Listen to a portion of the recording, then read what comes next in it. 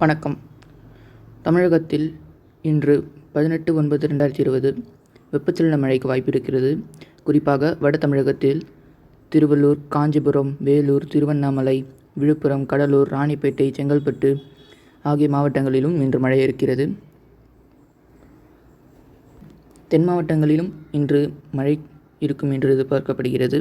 இன்று மேலும் வங்கக்கடலில் ஒரு புதிய வளிமண்டலத்தில் மேலடுக்கு சுழற்சி உருவாகியிருக்கிறது.